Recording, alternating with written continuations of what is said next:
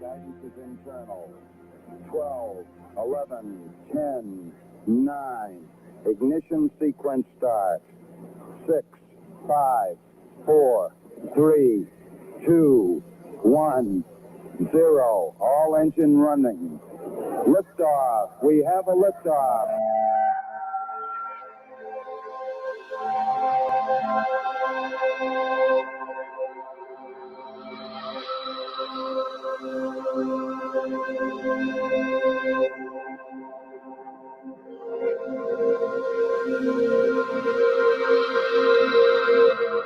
You're listening to Goof On Radio with Rich Giordano.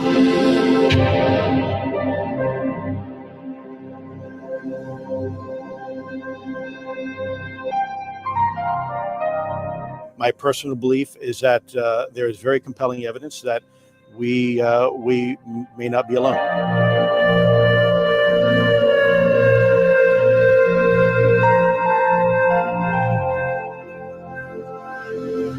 There has been and is an existing presence, an ET presence. It's not going to make a difference.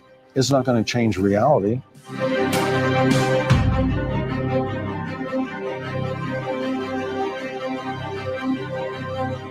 I believe, as do the other folks that were on the flight, that when we visually saw it, that it was something not from this world.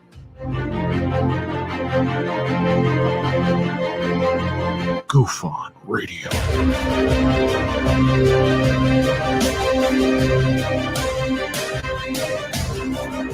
You were either in or you were either out, brother. But the cream rise to the top. Oh, yeah. Goof On Radio with Rich Giordano.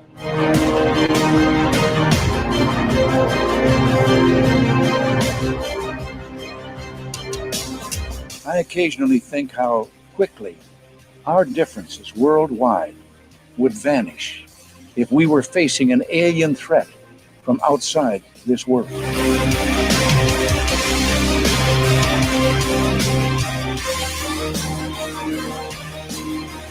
Goof On Radio. Remain seated, please. Permanecer sentados, por favor. You're listening to Goof On Radio with Rich Giordano.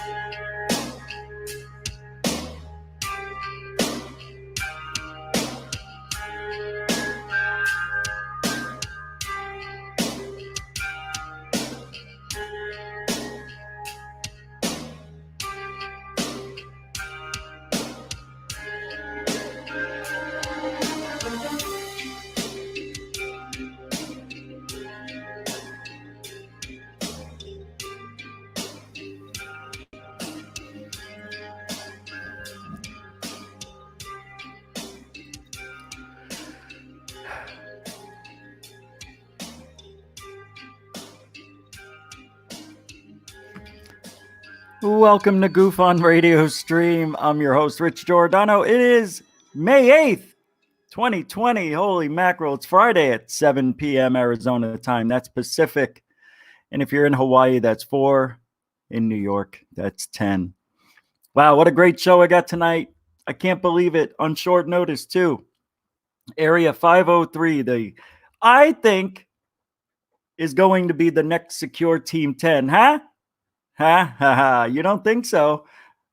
I don't know. I see a fast growing channel that I like, and I have good taste, and I know what's fun and what's interesting and what can be used to better ufology.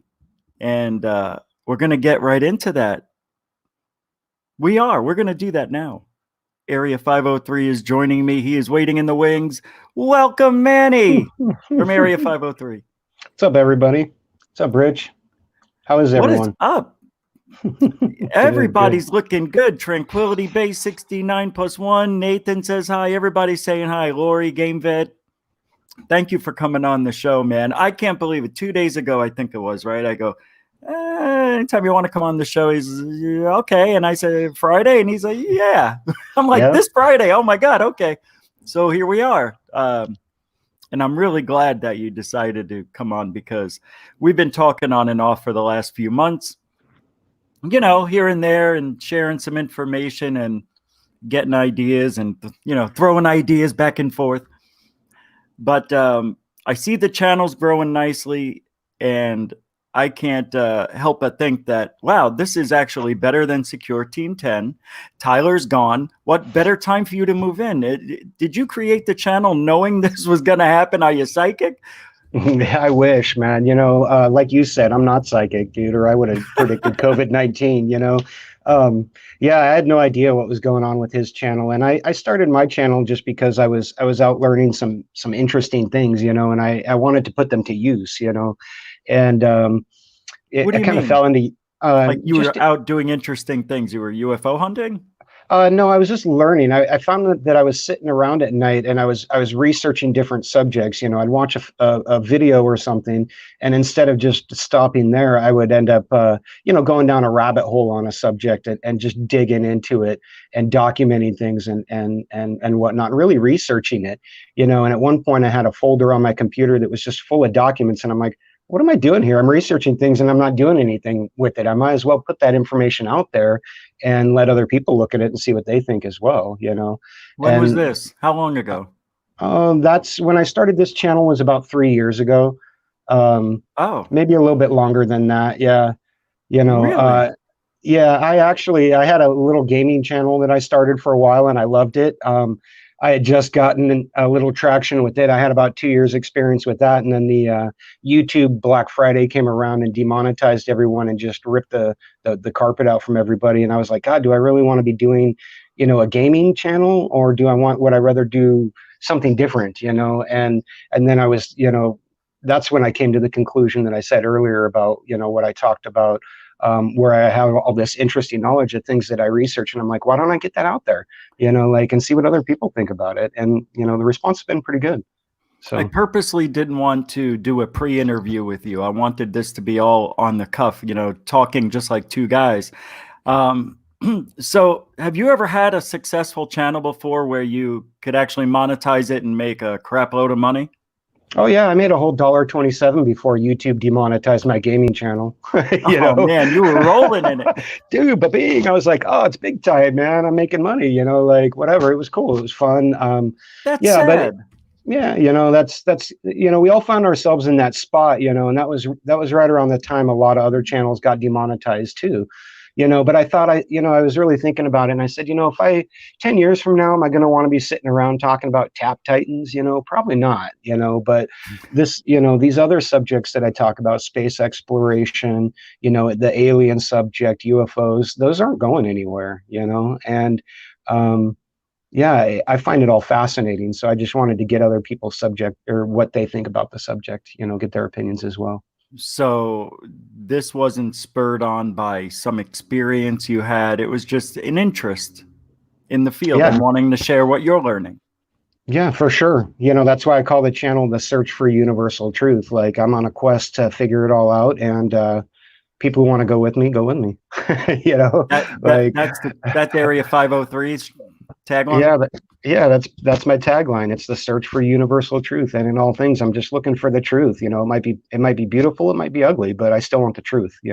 See, I think. Well, let me ask you this before I go there. What is your experience UFO hunting? Like Like in boots the on the ground. boots on the ground, I don't have much experience on the ground. I don't, I've done some photography, back in the day, like a lot of people did, but I didn't specifically go out hunting UFOs. And, part of that is that, probably up until, maybe 6 or 7 years ago, I didn't really understand personally that there could even be like a popular genre or people were out doing that kind of thing. To me, that was kind of hidden. I never, I hadn't discovered it.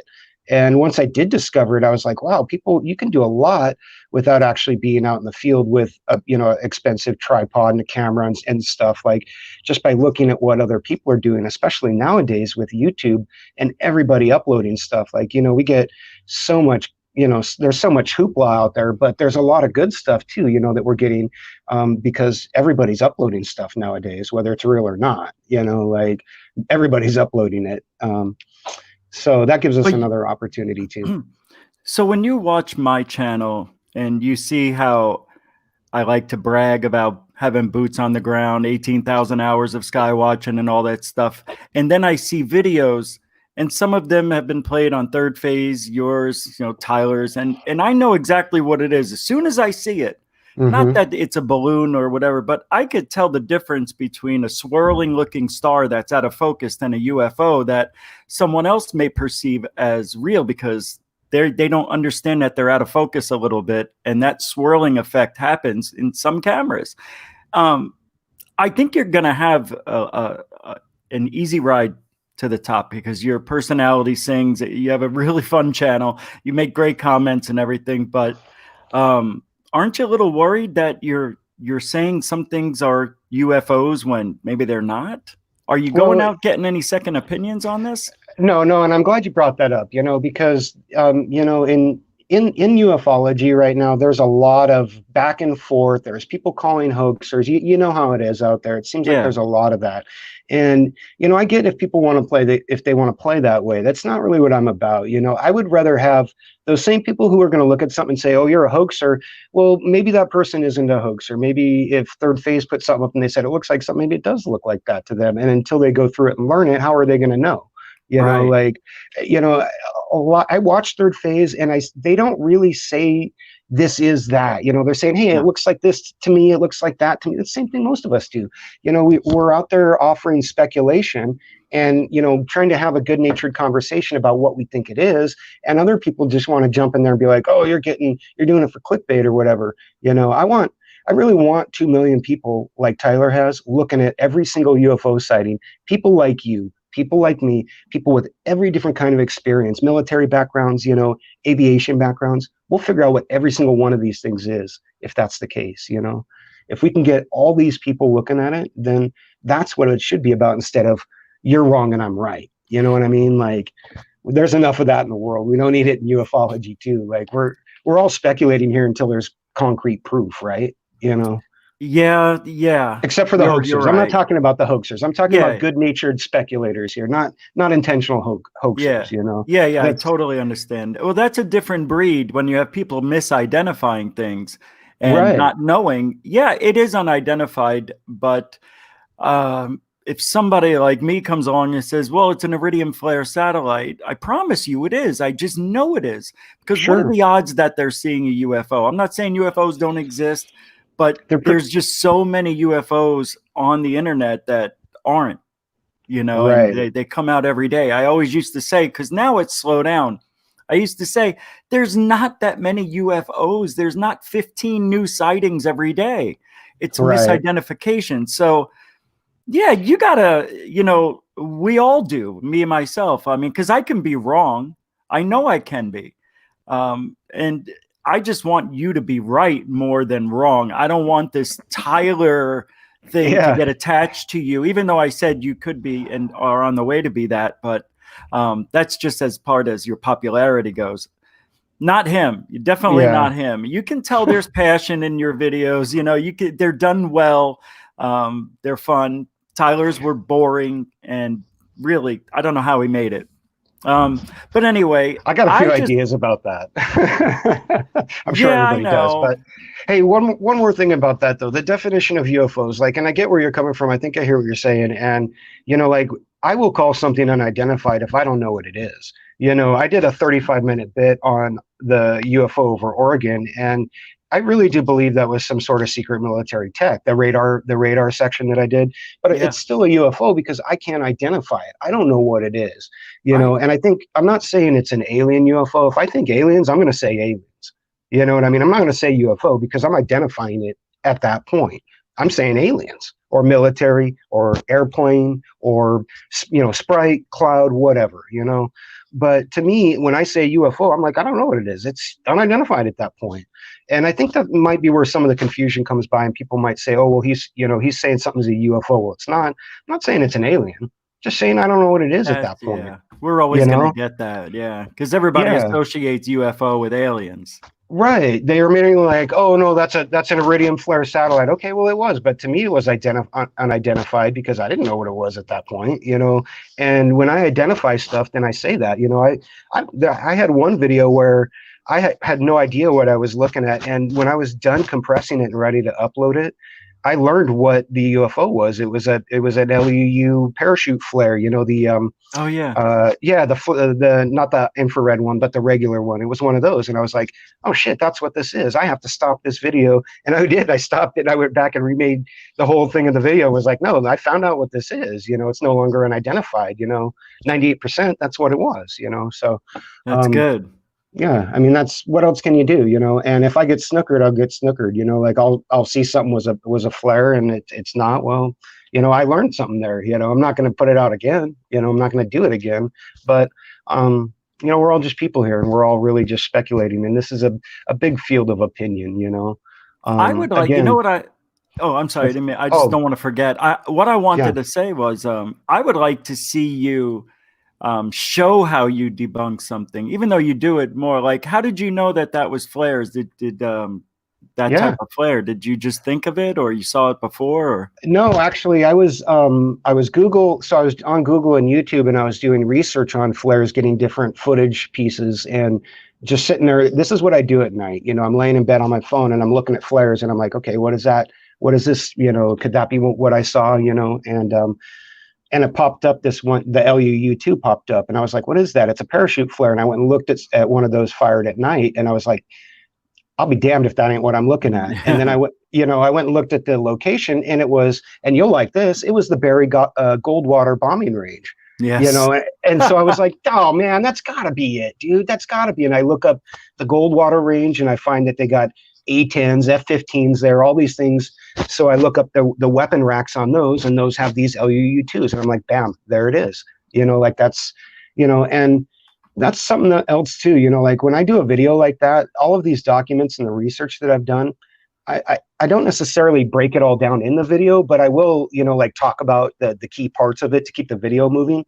But I keep all that research. I've got all my original footage. I've got all my links. I've got all my screenshots, you know, like I've got originals for everything. If anyone wants to go over something, I'll bust it out. Let's go over it, you know, like, and that's also why I put links in my videos for my source material. I'm like, hey, go out and vet this stuff. Go out and look at it for yourself and make up your own mind. Don't take my word for it. You know, I'm just one voice in a, you know, sea of billions. But well, I like the video you just put out about the Black Knight satellite. Yeah, that was a fun one, man. I like that. Yeah. Yeah. Go ahead, man. Oh no, go ahead. What were you saying about it? I don't remember what I was gonna say. Sorry, I cut you off. Everybody knows this is only my second stream. there might be a delay or something. You know, that always happens with these things. I was gonna play part of it. But if you want to, like, what made you do this video, by the way? Because it's such a, you know, an old subject. Did you find something new? I found a couple of other still frames of some images that looked similar to the Black Knight, and that's what kind of sparked my, you know, kind of reinvestigation into the Black Knight. and where I went and looked at all the other different still frames, and started kind of digging into the crew that was involved in the story and stuff. I was like, I really want to look a little bit deeper than just that one picture that everybody looks at, and I found that there's a lot of resources out there for people if you really just go out there and start looking, like past the news tab on Google. You know what I mean? Like, Yeah. if you see something that says CIA.gov and it's on the topic you're looking for, click that bad boy. Like you'll find something cool. Or the FBI vaults, or there's all kinds of cool places where you can find stuff. But yeah, so sorry, I was researching another UFO sighting that kind of looks similar, and I was like, God, like this could maybe be the Black Knight satellite. It ended up, I don't really think it was in the long run. It just was something that was similar. But once I found all that other Black Knight information, I had to include it in the video. It was too good not to. I'm going to play it real quick. Not the whole thing, but just a couple. Do you know where I should start this right away, or? Yeah, back towards maybe 2/3 or so in. You'll see a lot of blue popping up right. when I start. The blue background was for the images that I found on the NASA site. I'm going to start it right here. Yeah, we'll play a minute or two. This is actually cool. This is good stuff. So this is Area 503. This is the work that Manny's put into, figuring out what's going on in UFO world. Who knows?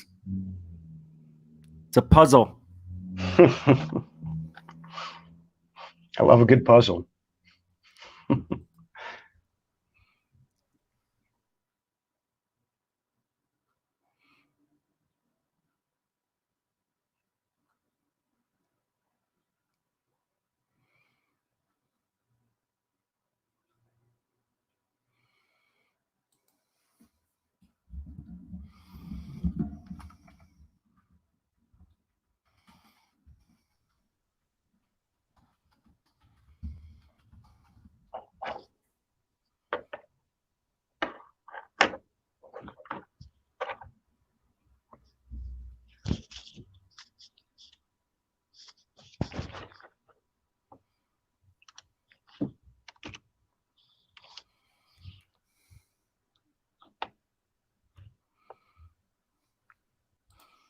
Hey, Manny. They're saying there's no sound. I think I know what happened. Hold on. See, well, when we have, I haven't had a lot of guests on with StreamYard, but when you play a video, you have to click share audio button and this. All right, I forgot to hit share audio. Sorry about that, guys. Here we go. Take 2. Manny does some great work, and we're going to show you what he does here on his channel. This is about the Black Knight. I always want to say Dark Knight. Is it Dark Knight or Black Knight? Dark Knight? Black Knight. It's Black Knight. Here we go. It's the Black Knight. Yes. It is. And I'm not talking about, what's his name? Martin Lawrence. Right. The comedian. Photos out. One was taken over Florida and the other Texas. At first I didn't think much of these 2 sightings until I was sitting there one night looking at the 2 still frames, and I thought to myself, where have I seen that shape before? And I really thought about it, and the Black Knight satellite image occurred to me. So I went out and I got a picture of the Black Knight and lined them up, and there you go. They look similar enough to me that I felt it was worth mentioning to you guys just to see what you think about it. It's really hard to get a gauge of what these UFOs are because we only have one frame of evidence, so we can't judge how fast they're traveling, we can't judge how high they are, we really can't determine much. In fact, we don't know what these things are. It's possible that they're not even UFOs. It's entirely possible that this is a black garbage bag floating through the air, or that it's a giant friggin' buzzard or something. I mean, you just don't know. What do you guys think it was that was spotted over Florida and Texas? Let me know in the comments section. And if you haven't gotten a chance to yet, go ahead and like and subscribe to the channel. The numbers help us grow, and it puts a smile on my face. If you'd rather donate some cold hard cash, you can do that too down at Patreon and directly through PayPal at the addresses down below. And there's also a new gear shop for Area 503. You can find the link to that in the video description as well. Go ahead and check out some of the cool stuff with my logo on it and my smiling face. forgot my mute button. I'm all off tonight. I like the merch. Is that's your voice? Sound different. You don't we'll keep the secrets in post-production, I guess. I don't know if it sounds like you. It sounds like you, but it doesn't. All right. It's because I have a dynamic mic, not a condenser mic, like a singing mic. It's the only mic I have, and so like it gets more range, you know? Yeah. It's pretty. No, it works. It's perfect. Products will directly support the channel as well, and you'll get some cool gear out of it. So you got some options. It's always nice to have options, right? Yep, it is. Anyhow, I just wanted to share one more thing that I came across while I was researching this video. Instead of just looking at the same Black Knight photograph that everybody else has looked at a million times, I went directly to the NASA Digital Archives of STS-88. And I wanted to look at some of the photographs before and after the Black Knight to see if we could determine where this thing came from. Oh, this is good. And maybe get a better look at it. And I certainly wasn't disappointed. Found some good, clear images that we're going to go over in a second. But I also found some suspicious information as well. Check this out, guys. This is frame 65, the frame right before the Black Knight was sighted. And you see pretty much a normal scene from the ISS looking down on the Earth.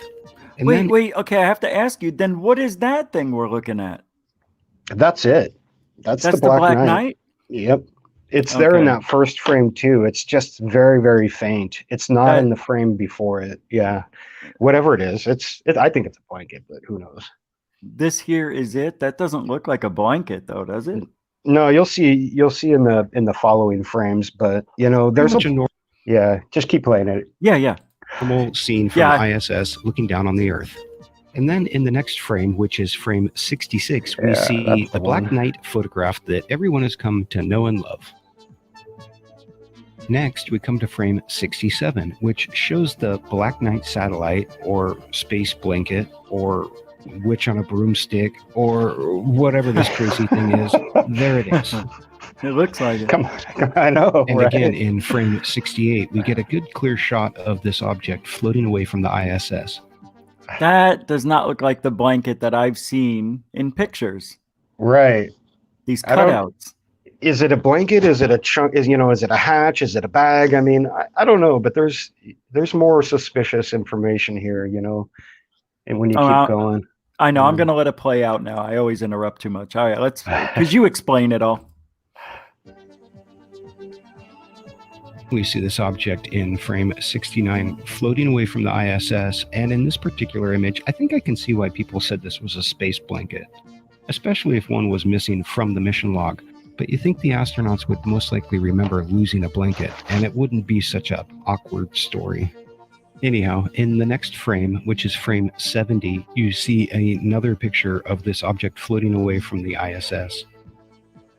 Kind of looks like a shark in this one. Oh, yeah.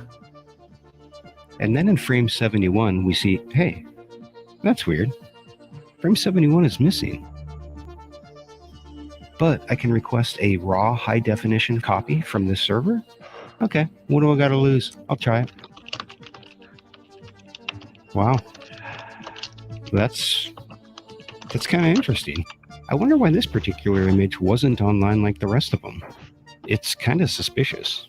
And of course, there's an astronaut out there working, so it does make sense that maybe he did lose some sort of thermal blanket or a covering of some kind of tool or something he was installing. I would like to point out that he seems to have a high-definition camera in his hand. And why is he taking pictures out there at the same time there's this strange object floating around? Anyhow, let's move on to frame 72, which is the last frame, and you can see that the Black Knight has completely disappeared. Now, I'm truly not one to say that there's no ancient alien satellite orbiting the Earth monitoring human evolution.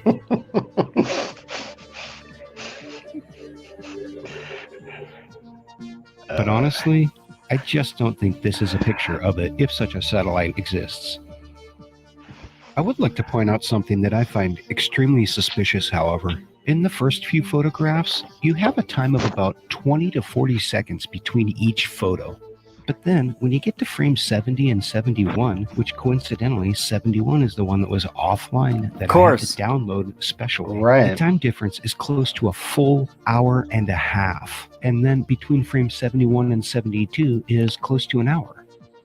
And you know why? Because they were talking about it. Or what were they doing? Taking pictures and didn't upload it for an hour and 18 minutes? Yeah, I don't know. Why would you wait 18 minutes or an hour and a half in between snapping photos when you've been snapping them every 20 and 40 seconds or, 9 seconds or whatever? It doesn't make a lot of sense. I don't know. Because there's photos missing is why.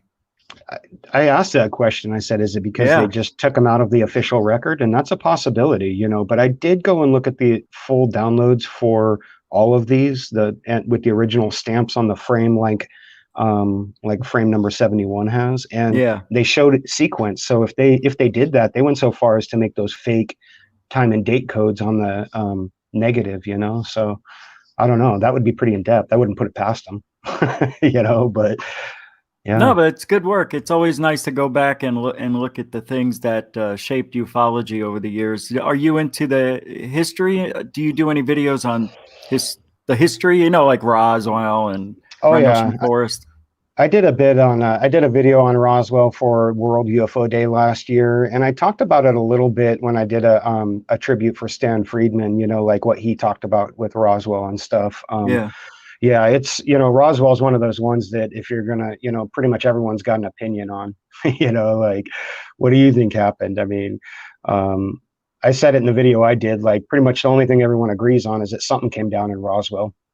Other than that, like, I don't know, was it a Project Mogul? Was it a, UFO? Was it a Nazi saucer? Was it all three? I mean, I don't know. I tend to think it was something not that, that we weren't told. I don't believe the official story on Roswell, any one of the 3 official stories that they've given over the years or whatever, but so now that you're getting into this field, your channel's growing and all that good stuff that comes with it. Now that it's been, how long have you been doing the UFO videos now? 3 years, you said, or the channel's 3 years old? Yeah, the channel's 3 years old, and that's how long I've been making videos. But I've been kind of researching subjects all, probably, I mean, all of my adult life. I've been digging into stuff, really just real seriously, just these last 3 years when I started making videos. And if you go back and watch my first video on Oumuamua, I laughed so hard. It's so painful. If I watched that, I'd be like, oh, I'm not subscribing to this channel, And what channel? Yours? Oh, my very first video that I put out, it was so rough. I think I was using like a gaming headset and, like really didn't know what I was doing. Just kind of was like played something and talked along, but I've come a long way, like my skills have gotten better, but really you got to have that core interest, and you got to it doesn't matter how good your production value is if your content is, garbage, really. I mean, to me, it doesn't, but. So do you interview anybody, or do you plan on doing that? Yeah, I'd love to do interviews with people, on different subjects, depending on who it is. And I kind of like doing video, sitting down and doing a live stream interview, kind of like we're doing now. And I'm not equipped really to stream right now, hardware wise. But maybe soon. And other than that, I still would like to do interviews for like videos and stuff too. I think those would be great. I kind of like the video format because I can take a little bit more time to work on the, the animations and the, how I want to lay everything out and, what I really want to say with it and stuff like that. But yeah, I'll definitely be doing some kind of interviews at some point, So what's the goal of Area 503 other than giving information out to people? Do you want to leave a footprint on ufology, that you were here and you made a difference? I'd like to leave a footprint on the world, man, not just ufology, Okay. but yeah, true. No, it's just, yeah. Is it going to be my legacy? Sure. I don't, Really? maybe, I don't know. I don't know. I don't really think about it like that. It's my base thought when I created the channel was, how can I use this knowledge that I'm collecting? How can I share it with other people? And this is a great way to do it, and beyond that, then when I started doing the UFOs, really, I was thinking, how can I get more people to look at UFOs? Well, I've got a channel. Let's show them to them and see what they think, It's just that simple.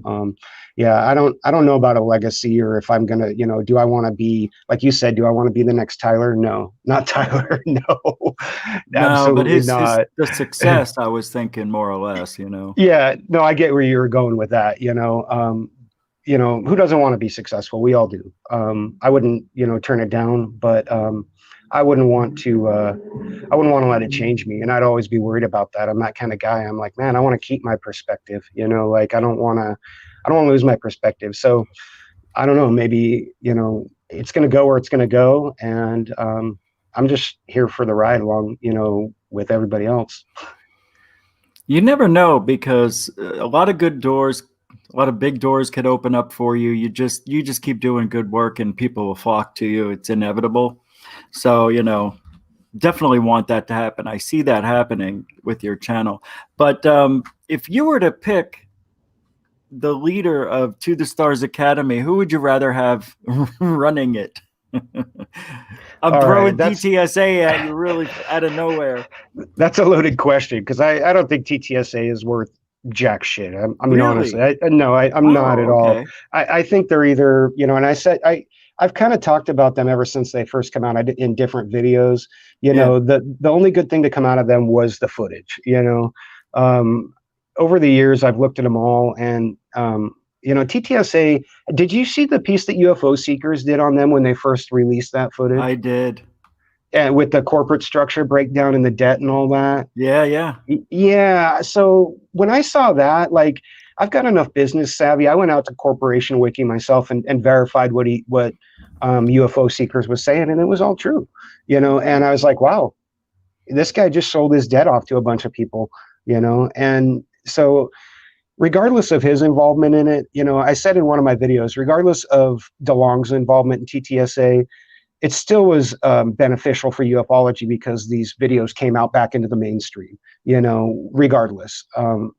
But then I really started digging into those, and I found out that, like, the Tic Tac UFO footage had been around since 2007 and had already been leaked to YouTube. And so I'm like, does Elizondo have any credibility now? Like, why didn't he get some piece of new footage? I've seen better leaked footage from Customs and Borders than he supposedly had, and they're trying to sell everyone that they can build a warp drive.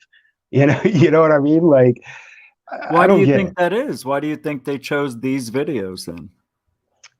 Why those three? I think that they could get them out. I think that they probably knew that when the dust settled, people would realize it at the Pentagon that those videos had already been released, and so what real damage is done. I mean, everybody already had saw those on YouTube, however many years before Elizondo. I thought it was just the one they saw, just the one video. Oh, well, maybe just the one. I'm not sure about the rest of them, honestly. Okay. I suspected the rest of them had been leaked to other, on 4chan or Reddit or something like that, but I don't really know. Yeah. So, other than that, why? Like, I remember Dave Scott said something the other night on the roundtable that really hit home with me, and I was like, God, that kind of explained why Elizondo would have done what he did, and if he was on the outs anyways, I think he said something like he felt that, ATIP was on its way out for whatever reason. Maybe they're ready to do another program under a new name, you know how that works, but maybe he stepped on somebody's toes. I don't know. But he's got these videos knowing he could get them and then, tell the Pentagon that they were drones and then come out and say, no, guys, these are actually UFOs. He's on the circuit now. They're making money off this. It's disclosure for dollars. And if he thought his career was over anyways, why not? Why not burn a bridge at the Pentagon for that? It just kind of made sense. I didn't understand a lot of it till I heard Dave say that. And I was like, man, God, that really kind of rings true. That would play with everything that I've seen, but I don't know. What do you think about Elizondo and DeLong or the rest of them? Oh, this is about you, man. No, just kidding. I don't, I'm glad they did I'm glad they came out to the Stars Academy, though. But I just don't like I felt like I was misled. I felt like they were going to be at the forefront of disclosure, when in fact, this is all about just government UFOs, if you want to go that, if there's more than one, which there's many. Yeah, you have you have people that have already been in ufology in some sort of government funded program. All those guys are now like the best of the best that you could find in the government. And they were put together and formed to the Stars Academy of Arts and Science. And that's why DeLong said we're not UFO investigators. Okay. We're not UFO seekers. You know, they're just trying to figure out what these UFOs that were seen by on the Nimitz, the three. But anyway, yeah. When DeLong said that, I felt totally dejected. I felt like, wow, I really thought they were going to fight for disclosure, but it's not. It really isn't. So what's it all about then? Right. Is it disinformation? Is it greed? Is it, what is it? I don't know. I mean, I don't know what their motivations are. They've got some kind of inside line. They're uptight with Mellon. They're uptight with Harry Reid. Some of these other big players, or at least former big players, they're all, like you said, they've got a who's who, but that almost makes the whole thing too damn good to be true. You know what I mean? Like, why would all these people come out now when none of them came out at the press conference, or, like, in 2001, the disclosure press conference. But there could have been other people who came out, and why now? What's the angle? I don't know. I don't know either, man, because they came out with all this stuff. As I've said the last couple of years, they gave us 8 years of information in 3 years. It seems like, the mainstream media, the New York Post, and the interviews with Fox and so on. That's the most I've ever seen in a 3-year span. That's stuff that doesn't happen that often. UFO talk in the media. So I thank TTSA for doing that. But now it's dead. Now they've done nothing since. All we've seen was Unidentified, the TV shit show, and they're going to be bringing it out. It wasn't that bad, but it could have been a lot better. Now it's coming out in the next week or two, I think, season 2. And that's just going to be about these alloys. What's your take on these metals that they have? Do you have any inside information? No, I have nothing. I haven't really looked into it. I'm not like I said. I mean, I don't really buy what they're up to. I know they're up to something. That's all I can really say. At TTSA, DeLong. I mean, who knows what their angle is? I don't know. I wish I could just get people to buy into a program like that and say, hey, I'm going to build a Stargate that can shift us to alternate dimensions by just engineering the fabric of space-time, and have people throw money at me until I build the thing. Like what? Who's got that kind of money to throw at his dreams? Like, doesn't there have to be a basis in reality for some of your science in order to get people behind it? Or, I mean, I don't get it. How are you going to engineer the fabric of space-time? In physics, they say that there's not enough power for us to do these things, but he claims to have it. He either knows something that we don't, and he's inside, or he's a grifter. I don't know. The lead singer of Blink 180 Spew knows more about this than we do. Please. Well, that's right. I mean, come on. The guy was scheduled to play at Fire Festival, for Christ's sakes. Come on, dude. What is Ja Rule going to come in to help him sell stock in TTSA next? Is that where we're at? I don't know. I hope I'm wrong. What he proposes is badass. Who wouldn't want it? Like, when I see that ship and I'm like, dude, if you can build this fucking thing, do it. Let's rock and roll, man. What are you waiting for? $1 billion. You need at least $1 billion to make that thing. Let's get. Is the guy a mechanical engineer? Does he even have a college degree? I don't even know what makes people believe him more than anybody else who says the same thing. I mean, if I say I'm the king of France, that doesn't make me the king of France. They're not going to clean out the castle for me. You know what I mean? Like, he got named UFO Researcher of the Year. Right. Well, how'd that happen? Is that political? I mean, I don't know. It has to be. I don't know. By the way, thank you all for the super chats. I see what you're doing. Oh, wow. I see it. $50 from Tommy. Tommy did another 10 earlier. Lisa with 20 and Pat with 10 or something. Thanks, guys. So it's an amazing time we're living in. But I think now, and you've seen me talk about the Facebook pages, these 12 pages that were put up by this company with pure fakes, all stunts, there's 12 of these pages now with millions of likes of just all CGI UFO videos and things related to the paranormal, all fake. Well, Why? I suspect there's money on Facebook now. In fact, that kind of explains something to me because maybe 3 or 4 weeks ago, I got an unsolicited email from some company. I don't even remember their name now, but they said that they were a Facebook video group that sells content, and they asked for permission to license my content to use on their channel, and I just ignored it because I'm not. That's not what I'm about. It's none of my. I don't want any of that. But maybe it's something like that. Maybe there's big money to be made in that now. I don't know. That's not really my gig. I don't have enough time to worry about that. I'm just trying to come up with content for new videos, and then make them. Just to go to the chat room here and see what they were thinking about what we're talking about. Thanks, Random Rick, for the $5. And Pat, I was corrected. It was a $50 super chat. Thank you. Oh, Here, nice. Mario Heat says, I hate when they disclose evidence that doesn't really help much, and the profit from the hyperbolic exploitation of the dubious evidence to claims things like disclosure and ascension are on the horizon. So, yeah, isn't that amazing? They've been doing it for years, though. People make all these claims and nothing happens. That's why I laugh my ass off when the Twitter UFO group is saying disclosures around the corner. And I'm like, no, it's not. And they're like, yeah, it is. And I'm the jerk. And then what happens when it doesn't happen? I'm there saying, I told you. And they're like, they were off by 5 years. The math was wrong. I'm like, yeah, of course it was. Of course. The aliens backed out. Oh, they backed out. Okay, that's it. They had a flat, they had to stop and change a tire on the way. Right. Yeah. I don't know, man. I said I made a whole disclosure video last year, and I said in that I feel like disclosure has really been happening, honestly, since Roswell, since that first little you could say that. report, like that was the first oops. And then they took it back, and they've been doing that ever since.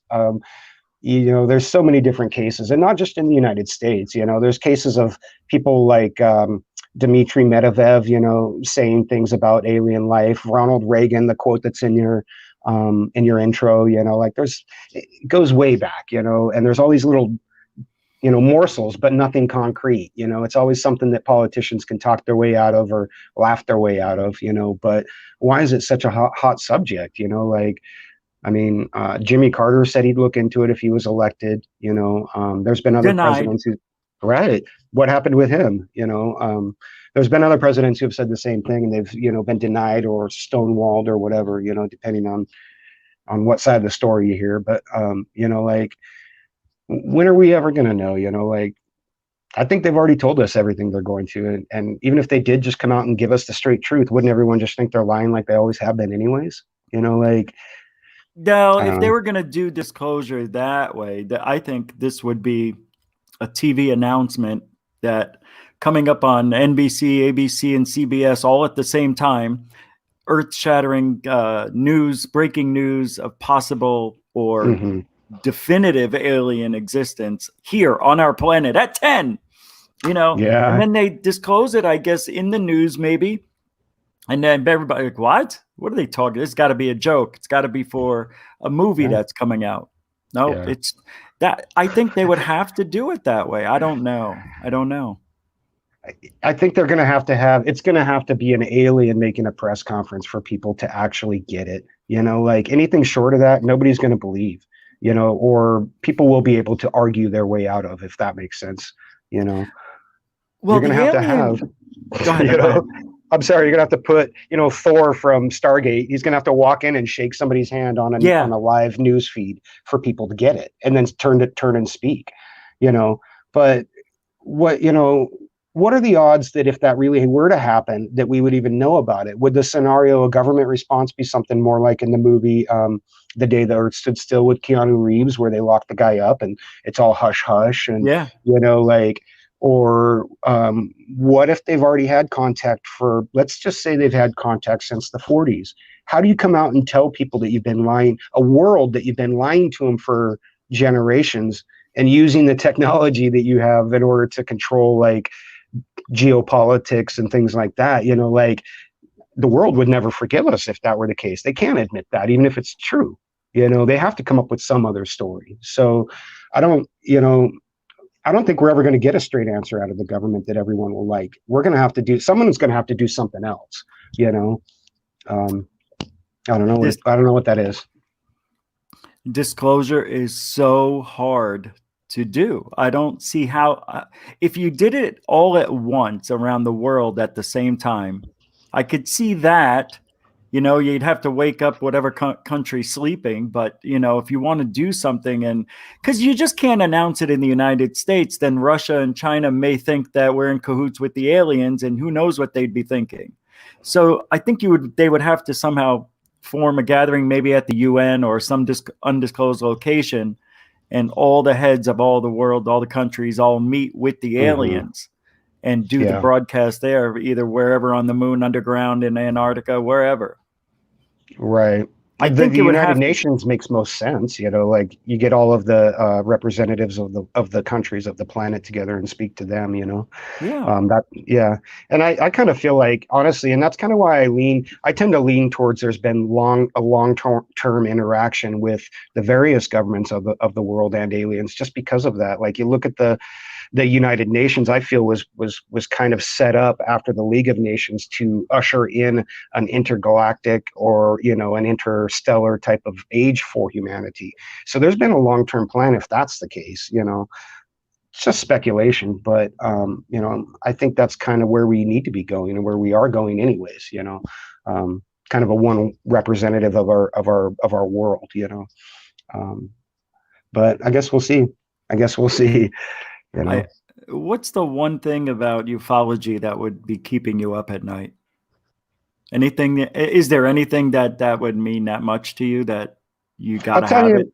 I'll tell you what, like, you know, like ufology to me is an answer to a question that I didn't even know that I was asking when I was like younger and stuff, but kind of a sense that there's something kind of a little bit off about things, you know, the age that we're living in, the high-tech age, you know, how you look at the last 100 years of development for humanity versus the previous, say, 500 years or 300 years, and the rapid leaps that we're making. And to me, I feel kind of ripped off, you know. I feel like if disclosure happened, you know, 100 years ago, 80 years ago, or whatever, when it first occurred, that every generation past that point has been ripped off from a better lifestyle, a better opportunities on this planet, things like that, as far as healthcare, education, things like that.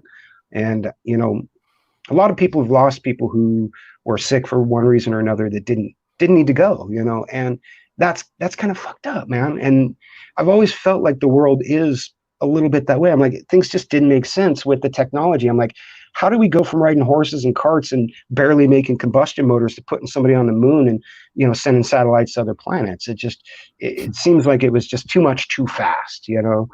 But if there was a great lie told, a lot of people are owed an apology for it, you know, and we owe it to everybody else from here on out to make sure that it's not passed on to them too, you know. Yeah, I do know. We definitely want to keep the information going, but as far as the way the technology boom went, 20 years from now, like if you go back 10 years ago, we didn't even have the smartphone yet, right? Or did 2007 was iPhone 1, yeah. So, it's been that long already? It's been 13 years? Well, you know, nobody could really afford it till 3 years after that. So. Well, just the past 15 years then. Yeah, I mean, things have changed tremendously in the last, tremendously.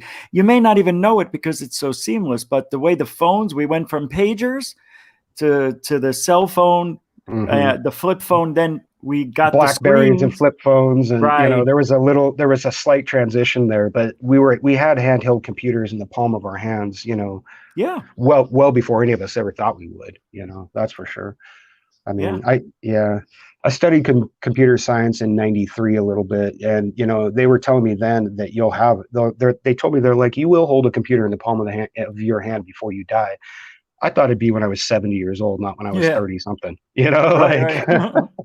And then even then I thought it'd be a big gangly brick thing with an antenna, you know, like that was slow as, you know, garbage. But, you know, we're moving at Mach speed. And when you look at, you know, robotics, artificial intelligence, and what they're doing as far as space exploration and stuff, like, there's some technology out there that could be used here to make stuff better for us. Let's use it here. Let's use some of these robots to make good, cheap products, or good, cheap, you know, housing or food for people here. You know, like, we need to adapt some of that stuff, but It's all we about have it. money. They got to make the money, do things faster, more efficiently. Robots never sleep, never get tired, never get sick. Yeah.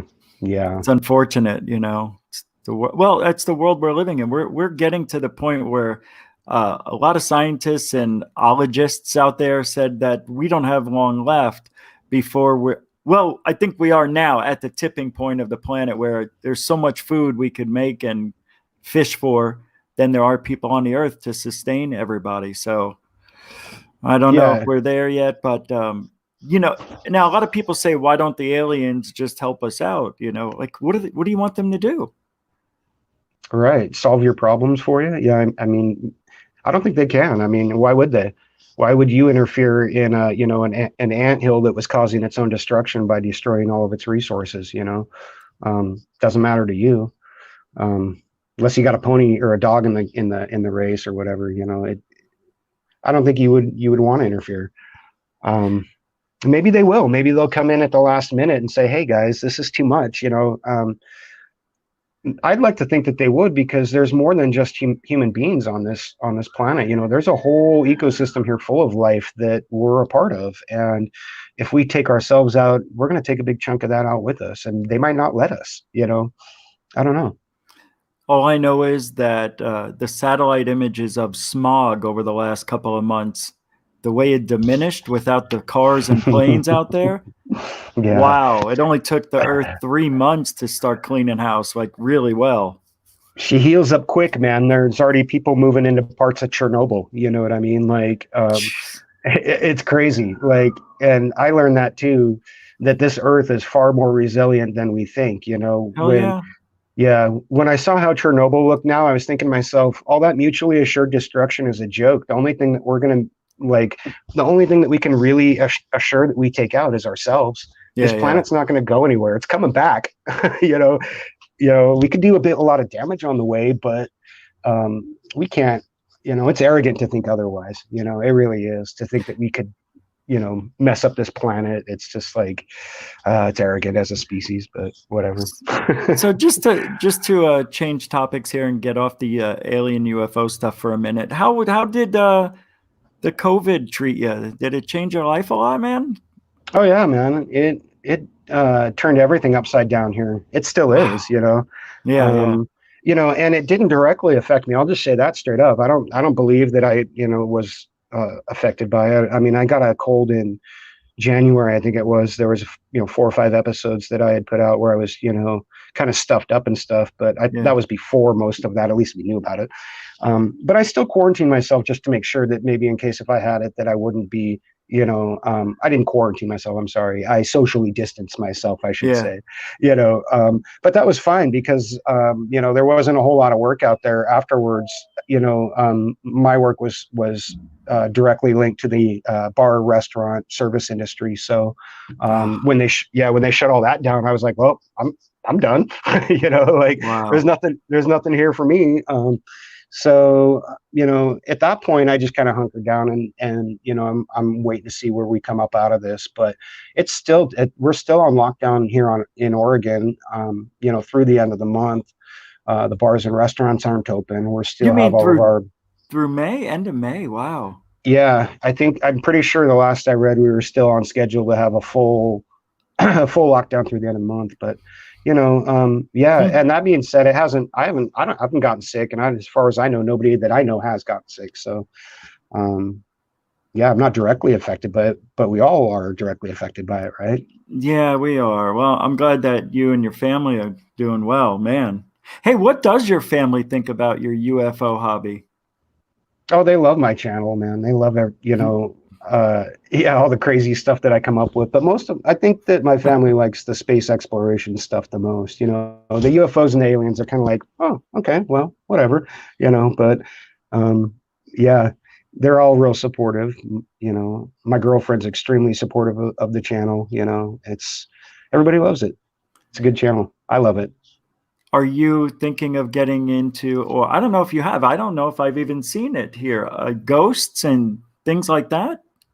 I don't think so. That's not really, I will look at some of that stuff, and if I see something that's really piques my curiosity, then yeah. But what's hard about supernatural is also, there's a part of that that's hard about the UFOs with me too, is that at some point you're not really sure what you're looking at, and it's all subjective. But Yeah. I personally haven't done the research into those types of sightings and things like that to feel even qualified to have an opinion on it past, well, there's something there. You know what I mean? Like UFOs and stuff, I've looked at tons of them.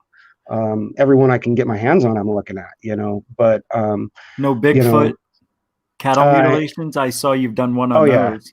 I'll do some cattle mutilations, and from the Northwest, I love me some Bigfoot. I just haven't really gotten into it yet and found anything that, it's one of those topics that's so everybody's done, so I want to find something that's fresh or a different look at it than, you know, um, here's this blurry photo from when I was camping in 1986, like I want something good or something new at least to bring to the table. Yeah, then I'll do a Bigfoot one, but I love Bigfoot, I have a feeling what's going to happen is two things might happen. One of them will. You're going to start growing that people are going to be sending you stuff, their own sightings. So I think you're going to be doing a lot of those. I don't know how. Do you get a lot of people sending you stuff now, or not really? I've had a few, and I feature them on the channel when I get them. Whether I'm able to identify it or not, whether like if it's a good sighting, and I think people are going to be interested in seeing it, then I definitely will put it out there. And that's kind of what I want too. I like it if people want to send it to me directly. That's great. We can get more people looking at it, and the bigger the channel gets, the more people will have looking at it. And that's really what I want. I'm not trying to get people to send me footage and be like, I'm the god of ufology. I can tell you what everything is, because that's not me. That's me. That's me. There you go. We already got one. Like we don't need two. But we already got one. For real. Like, but if I can get a channel together and get 2 million people looking at something, somebody there's going to know what it is. And if it's kind of like it really kind of clicked with me when I was watching a documentary about that stinking kitty cat internet killer and about all these people that went together to try to find him and stuff. And I was like, well, why aren't UFO channels using their viewers like that? Why not have 2 million people looking at your footage to try to figure out what it is? I mean, they're coming to watch your content anyways, like get them to chime in on it, and I hope it starts a trend of open discussion and, civilized discussion, not combative discussion, like productive discussion. Yeah. So that's what I'm aiming for. Yeah, and you're well on your way. But I think if that doesn't happen, which it is, then I think what you may run into is what I run into, and a lot of people do, because I talk to other people who have channels like yours, and they say it's hard to come up with stuff after you've already done it. Like there's not much in ufology that's new all the time where you could do this every single week or even every day. So, you like Tyler, he had guys do research for him, I found out. Sure. So Yeah, no, I get that. And that, you see, that's the difference between somebody who's a YouTube guy like Logan Paul or something, who's like, I got to create content for my viewers. I got to come up with the freshest thing to stay on top. That's not what I'm about at all. Like I'm out there learning new things, and I just found something fresh on the Black Knight. You know what I mean? Like there's fresh stuff out there. There's fresh angles to look at things. And for me, a lot of stuff's fresh because I haven't experienced it. So I'm going to look at it with a fresh eye, which is a good way to look at old subjects, Yeah, I mean, I think that's what keeps me interested. I learn something new every day, and it's not a challenge. I just go out and learn something, So I'm just bringing that to the channel. I don't think I'll ever run out of ideas. And if I do, that means I've stopped learning stuff, and somebody needs to kick me in the head because I think I know it all. Well, that's what I was going to say, is that you may get in a static position where it's hard to come up with stuff. I think you might delve into the ghostly stuff, maybe. I don't know. I think you might get bored a year or so down the road. I don't know you. I don't know, maybe. But I see it a lot with other channels, you do it here. Yeah. I saw there was you did something with global warming on there. Oh, for sure. That was a Yeah. pure science piece, you know, like Yeah. I do a lot of those. I do science and tech, I do space exploration, you know, like anything that I really find kind of interesting, I'm going to kind of talk about and see what other people think, you know. I guess it just turns out that other people kind of like the same kind of stuff I do. It works out, you know. Yeah. Well, as long as you know, stay true to yourself, be honest, you know. Don't try to fool people. Oh, for sure. Don't do fake interviews. Oh, yeah, totally. What do you think? I know. I don't know if I already know the answer, but because you have a channel now, like not similar to Tyler's or Third Phase, but you have your own UFO channel. Do you think Tyler should have just come out and told everybody the truth, or do you think he of course, obviously, he went about it all wrong. What would I think you he have hands done if down for sure he should have been honest. Everybody knew the truth anyways, and the more he tried to hide it, the more it just made certain people try to get the truth out there, you know? Like he should have just been honest. Everybody, I said it in the video I made about him. I said everybody makes mistakes. I know I have. I know everybody does, but to try to lie your way out of it when everybody knows the truth anyways is just an even bigger mistake, you know? And in this field, we got to have credibility, you know, like I've seen people in the chat ask about it. They're like, well, you got to keep your credibility. You don't want to be like Tyler. Well, that's, to me, credibility is everything. If you don't have that, why should anybody listen to you? You know? You know, PBR Street Gang in the channel saying, so play some of his top 10 videos already, Rich, FFS. Well, we did play a video. Where were you? Yeah? See what I mean? Got to get these wise guys. They come in late thinking they know what they're talking about. There's a whole playlist of my videos out there to click on after the show. I'm going to do that. Yeah, that's right. After the show. Hey, but you know, while we're here talking and talking about your channel, what is your favorite? Do you have a favorite that I can maybe play a few minutes of? You know what? I think this one that we were talking about before this show, that top 10, right. the 10 tips. Yeah, I think that's going to end up being one of my favorites in a long time. But before that, it was my alien disclosure one. I think was my favorite one because I just put it all into that. I was like, this is what I think, you know, like I think disclosures happened and this is why, you know, but yeah, play the top 10 one, dude. That'd be a good one to yeah, I'm going to play it now. Actually, it's really good. This is one of my favorite I'm not just saying that because you're here. I told you it was great. These are, so you think you see a UFO, 10 tips to shoot using your phone, right? Isn't that what it is? Yep. 10 tips to get better UFO footage if you're shooting with your phone. All right. I forgot. I have a guest on, so I have to share it differently. Hold on. Audio, Chrome tab. So you think, there we go.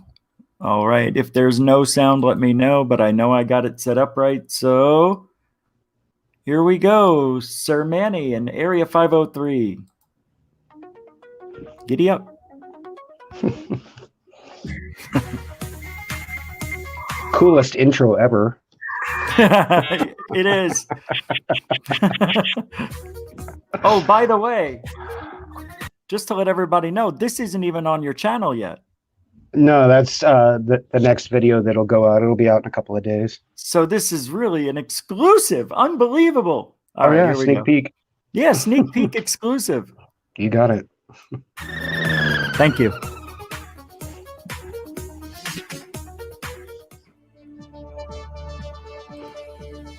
Hello out there, everybody. Manny here at Area 503. Hey, how you doing, Manny?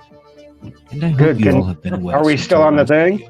Yeah, they can hear us. Oh, okay, good. Today I just want to talk to you guys about what to do if you see a UFO. I can't see the video over there, though. Oh, you can't? No, I'd understand if you ran away or if you tried to shoot at it. Okay. But if you didn't fight or run and you want to capture some decent UFO footage, I'm going to give you 10 tips that'll help you out. Number 1, safely stop and then exit your vehicle. Yeah. I love those little clips. I laugh every UFO time. sightings take place while the witnesses are in a moving vehicle. Because of a concept called applied retrograde motion, when you film a stationary object from a moving object, the stationary object can appear to move. That's For great. a great example of this, check out this video that I made That's so explaining true. why the moon was caught changing directions in telescope imagery. Because of retrograde motion, it is best to stop your car and get out while filming a UFO. This will allow you to safely film from a stationary vantage point. And that brings us to number 2. Go outside. It's good for you. You get fresh air and you can experience nature, and there won't be any reflective glass between you and the UFO. So go outside. If you're in your car, get out, or at least roll down the window and shoot through it. If you're inside a house and you spot a UFO, go outside. Filming from inside a house window or a car window can make reflections like a dashboard light or a TV in the living room look like a UFO. And here's another huge problem with filming behind glass. Check this part out. Most modern cell phones have an infrared laser rangefinder. This laser is invisible to the naked eye, but the camera can detect it. And when you're filming from behind a piece of glass, the laser can sometimes be confused with a UFO. So do everyone a favor and go outside or exit your car, or at the very least, open or roll down the windows. That brings us to number 3. It's so smart. Use a tripod or a phone stand. You can find cheap phone stands at your local dollar store or retailer. If you don't have a tripod for your phone, these stands make a great cheap alternative. Additionally, if you followed rules 1 and 2, you can set the stand on the roof or hood of your car, or on a picnic table or something, and angle it to get clear, steady footage of your UFO, which is precisely what we're after. It's a good point. And that brings us to number 4. Use landscape mode, not portrait. Yes! Using landscape Probably should have been mode number gives 1. you the widest view possible of the It's UFO. in there. Remember, the objective is to get clear, stable footage of the UFO. In order to do that, you want to avoid adjusting the phone as much as possible. Keeping your phone in that was a landscape Starlink mode launch. minimizes how That's often cool. you will need to adjust it in order to keep Did the you UFO capture that? in a frame. No, Number 5. I wish I had a not telescope zoom and a in P900. or out and in. No zoom. Yeah. Zoom bad. How come you said no zoom? Zoom bad. Only if you go into the digital aspect of the zoom. If you stay in optical, you should be fine, yes? I'm not sure how to differentiate on a phone, so I said just leave it out because we're going to use a third-party program to zoom it later. On a phone, it's all digital, yeah. Yeah, the more you zoom in, the worse it is, of course. Yeah, you get these gnarly that's right. pixels. This is about cell phones. I forgot. Very good. Yeah. Very good. Modern phone cameras achieve a zooming effect by digitally removing a portion of the pixels from the image. Then they mash the remaining pixels together to reform the image, and the end result is that you get a larger image, but it has larger pixels, meaning more pixelization and less clarity. It's so true.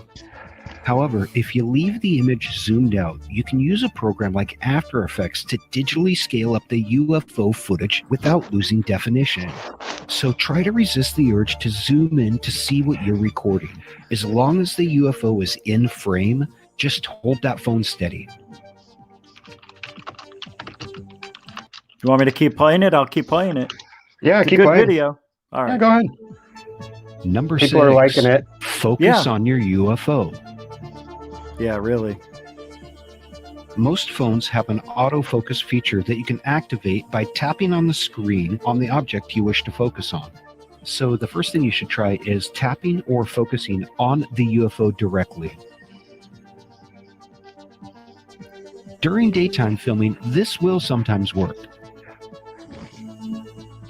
That's However, a Portland police during plane nighttime there. filming, this tactic seems to never work. Yeah. Instead, what you have to try to do is to tap It's got focus infrared on it. I other don't know what objects kind. in the frame to try to get the camera to focus on them and see if the UFO comes into focus with them as well. It really is a process of trial and error, so don't be afraid to try different things. Just don't jiggle your phone too much while you're focusing.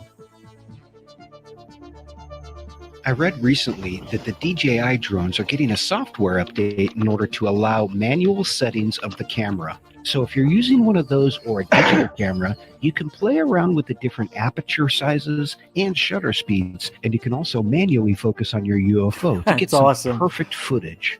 If you're looking for more information on manual settings and shooting UFOs, head on over to the Goof On radio stream and see my buddy Rich Giordano. Me? We are live. No. This is Goof On Radio. No, fast stream. forward. He's been Just doing that stunt sort of man, it thing ain't for you. a pretty long time, and I'm sure he'd love to answer thought it any was. questions you may have. So head on over and check him out. But this video is for people who just happen to be out and about and spotted a UFO and are trying to film it with their cell phones. So let's go ahead and move on to number 7. Get some perspective. Not only is it great advice in life, but it's great advice when filming a UFO. If at all possible, try to get the ground in the frame with the UFO, as well as any buildings, people, trees, birds, anything that could be used to give perspective of the UFO's size, altitude, speed, and direction. If you include some kind of perspective in your footage, people who are analyzing it can use this information to try to gauge all of these factors. So try to get something in frame with your UFO, because we can all use a little perspective. Number 8, geotag that bad boy and check other settings. All right, we'll let everybody else click on your channel to find the rest of that. We don't want to. Yeah, give them something to look forward to when it comes out. When you're putting this out? It'll be on in a few days, probably 2 or 3 days from now. Yeah, well, we went over more than half. So, yeah, that's the great stuff for cell phone cameras. My biggest enemy in ufology, the cell phone. Right, but everybody's got one, so if they know how to use it, all the better, right? Absolutely, brother. Yeah, oh, you're right, 100% right. I'm always thinking, using a regular camera when I'm talking about stuff, but yeah, nobody ever tells anybody how to use their cell phones properly anyway. Everybody holds them up, right, vertically. Right, and that then, is the worst. I mean, this doesn't work. This gives you the better camera too. They hold it up, it's shaky, they're sitting there going, oh my God. It's like, dude, talk to the thing. Does it, describe what you're seeing to the camera? You've got audio, use it, Actually, I think that's one of the rules too. But yeah, I hope it turns out that, it gets a good response. Like I said, I think it turned out real well, and I think it's going to be one of my favorite ones for a while. I think it's great. Yeah, it's great for, especially it's current with today's, technology. So that's what's good about it. Great about it. I wish, well, that's the thing about your channel. That's what I've been talking about. You're doing things that other channels should have been doing, just a little bit better. It's good stuff, man. It's like things happen for a reason. Where do you see yourself in 5 years? I'd like to see the channel grow, as far as that's concerned. I hope that people continue to like what I'm doing, and that it just continues to grow from here. I would love to see, like I said, the more people that are on the channel that are looking at this stuff, the better, and that are engaging in the conversation, the better. And that's really what I want to facilitate, is an environment where people can do that. And YouTube is the perfect environment, because there's a whole comment section down there. For UFOs, people can say what they think it is, and then other people can either like or dislike it to kind of vote it up. You can kind of get a feel of what people think it is from that. And as long as it's constructive and people are doing it in kind of a thought experiment kind of way, then great, let's do it. No ideas are silly, like everything is valid. Yeah. Do you see yourself going like UFO hunting in your state, doing things like that, different locations? For sure. Yeah, I would love to do something like that. Yeah.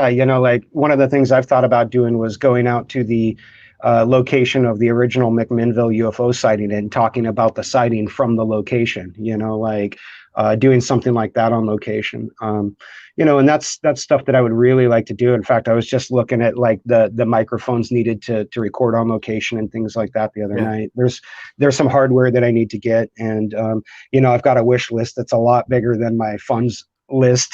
Don't we all? So, I know. So I got to kind of prioritize everything on there. And right now I'm really holding out to get a new computer so I can get my content done faster, my animations, my rendering, things like that. And then after that, I want to get a good camera to go out to some of these locations and do that, or to do some night shootings or things like that. And I would love to go out and do some boots on the ground, UFO hunting. There's tons of spots up here in the Northwest that are hotbeds, like, come on. I got probably 3 locations within 4 hours that, are good locations to see that stuff. So are you by Mount Hood? Is it? Are you by that? Oh, yeah. Mm-hmm. Really? Because that's supposed to be a real active area. Yeah, it is. And it has been since, the 40s, really. That's forever. There's Mount Hood, Mount Rainier. Rainier. Up in the Wenatchee area, there's a camp up there where it's God, I forgot the name of it now. But there's a camp up there where they've got a lot of sightings up there. And then we've got McMinnville, which was a very famous case from the 40s as well. What else do we have up here? We've got the McMinimans does a UFO festival every year up here, and I was going to go to that this year, but it got postponed because of COVID. So I don't know if I'm going to be able to go to it, or if they're even going to put it back on. I think they rescheduled it for like July. But wow. Yeah, we'll see what happens. And that's a big one too, the McMinnville UFO Festival. They canceled a lot of stuff out in Arizona, I found out too. So all the way through September. I don't know. This COVID thing, I think it's there, for another show, but I'm afraid it's not over. That's just my fear right now. I understand the what do you call it? The I can't think right now how big COVID really affected the world. For sure. It changed everything, and we don't really know how much it changed yet, because we haven't gotten back to any kind of normal, Will there be normal again after this? Who knows? It's going to be different. I don't think it's gone away either yet. I think we're probably in, there's going to be another wave of it, or this is going to be something that we're dealing with for a long time in a different form. It's going to keep changing every year, which is kind of scary, Unless they find they have a vaccination for it in 12 to 18 months, like they're predicting. Yeah, if they can get a vaccination for it, great. But if it's something that the planet's trying to do and it's not a man-made thing, right? That's kind of I have a feeling that the planet's just going to find something else. That's kind of how it works. It will. Maybe not. Or this COVID may change as it's in more people. Yeah, it could definitely mutate. I'm not a virologist or anything, but from what I understand, it could mutate and change. Come back next year as a different strain, or it could even lie dormant for a few years and give us a false sense of security and then pop its head back up again. I mean, who even really knows? We just got to we got to see what's going to happen. But at least people like, you are asking what's happening here and aware that it's changed the world. You'd be surprised, man. Every day I look out there and people are just like, I want to go get my nails did. And I'm like, is it worth death? Come on, what's going on here? What are we doing? Is it fake? Is it not? Are we at risk? Are we not? We need some real data. We can't, as a world, we can't politicize this crap. We gotta have a common goal. If anything should unite us, it should be something like this, right? That affects everybody. But I saw the opposite in public. I did not see people being friendly. I saw people being like, wow, it was kind of like discrimination again. Everybody's discriminating against everybody now. Nobody wants to walk near anybody. I've seen people walk around me. I'm like, but I'm not sick. Right. But nobody knows. I'm not sick. I don't. Yeah. You may not have the symptoms and be passing it on to other people. That's the scary part. If you're out there thinking you're not sick and you're, just passing it on to how many knows people, that could be a very small or a very large number, that's the scary part to me, and until we get some raw data and we know, then we're not going to know. But there's so much misinformation out there now, and one side wants us to all pretend like everything's great and go back to work. And the other side's like, no, stay in your freaking houses. It's like, we can't have both and eat it too, or have our cake and eat it too. It's, we got to figure out a common ground and work together, Yeah. Hey, just a little shout out to Renee in the chat room. I'm proud of you getting a wrench on third phase of moon. That's good. Third phase of moon, they know talent when they see it. So I'm sure you'll do you will do real well over there as I can't speak. But here you just can't cut it. So I don't know why. But good luck to you over there. I like the way she tries to throw me under the bus, like, hey, Third Phase of Moon is letting me go be a mod on their channel. Well, you know what? When you accidentally put people in timeout, it'll make them mad enough. They won't keep you around, I'm sure of it. But that was part of the plan. Sorry about that, Area 503 Manny. I gotta stick up for myself. Just try and take advantage of me while I'm talking to you. It ain't gonna happen. Oh, I saw that in the chat. What's going on there? No, I do wish Renee the best, though. No ill will. It's just I can't have people being a moderator and blocking people for no reason, you know. And when you do that twice, you know, what's that? Shame on you, shame on me, never again thing. Yeah, fool you once, twice thing. Yeah, what I like George the Bush said. version. You know exactly what I was going to say. Shame on your puppy for fooling himself. Right. I don't know. Oh, so man.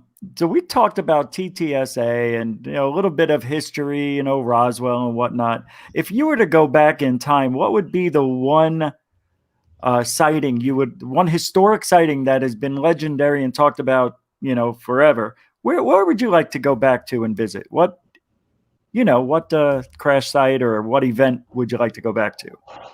Yeah, you know, I'd like to say Roswell, but you know, I'm not sure about that. I think I'd like to go back to S4 in the 80s when Bob was supposedly out there and see what the hell was going on, see if he was legit or not, you know.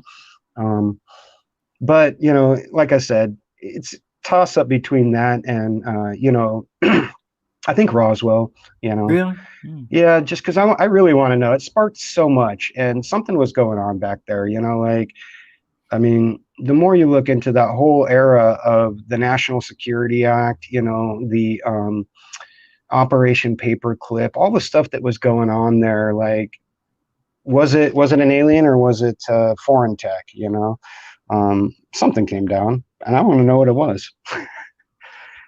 Yeah, that's a good one. Yeah, the to know if, like, you're saying you want to know, you know, like, that you worked inside and met Bob Lazar so you could prove that he was there? Yeah, and that what he said that he saw was legit, you know, like, I'd like to confirm or deny Bob Lazar's story from front to back as far as his work, you know, at S4.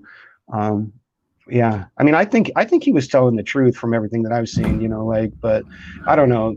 It's hard to tell. It's such an old story, and, you know, there's been so much speculation about it over the years, and it didn't end there. So, yeah, it'd be a toss up. It'd be a toss up. And then he, you know, and then 30 years later with this new movie, I tell you, Bob Lazar to me, I don't know. I think he was played by the government and didn't know it. I don't know. That's definitely a possibility. He could have been part of a psyop where they wanted to, you know, manipulate something and coerce somebody into leaking something. I've considered that angle of it, you know, and that would make sense for what they'd like to do back then. You know, I did a video on a leaked cable that was found, I think, in the 60s as well.